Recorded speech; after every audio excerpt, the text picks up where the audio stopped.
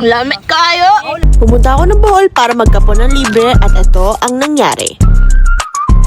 Day 5. Nasa resort venue pa kami. Susunduin pala kami ng van papunta sa next venue ng Kapon. Ngayon, medyo nananakit na yung kamay ko. Pero okay pa naman. Tolerable. Next location ay sa Loon, Bohol, and total na nagawa namin is 178 for this day. And to be honest, para talaga tong boot camp na sinalihan ko.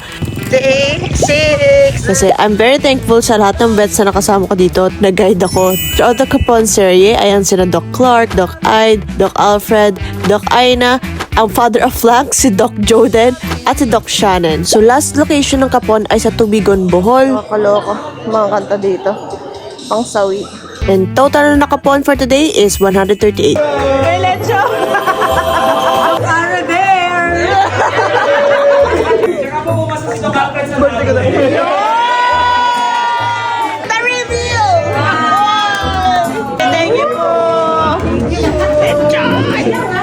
Special naman namin.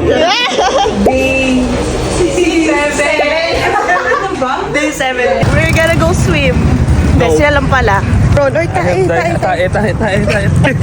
Ako yung sa ano. Siyempre, may pa-mini island hopping sa rest day and also kain-kain. Kaya nasa isang bangka ang buong biyaya team. Technically, rest day today, so just enjoy the randomness. Sana abot ang daming donut mo. Ang ganda! Luluto na sila. Sa Kuya Martin. Pero well, sa Pepe. Kaunta! Maneho sa... Ito yung sabi mong itlog ng cucumber. Naalala ko ng bata. Favorite ko to. Tapos pagka may ganyan tuwag-tawa ako. Ang tumira kami dati sa nostalgic. Ang sarap mo yung sibuyas dito sa kamatis sana. Sea urchin. Spray Proper way to eat. mukbang. I-scrape mo raw ng gano'n. Yun. Tapos, Suka. Table. Lamit. love it! Ayun. Straight. One bite. One bite! Kaya ko yan. Ito na.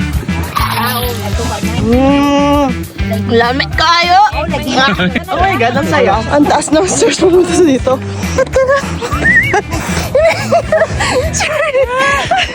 Welcome to Bohol! Oh, kuwari di hiningal. Kala ko.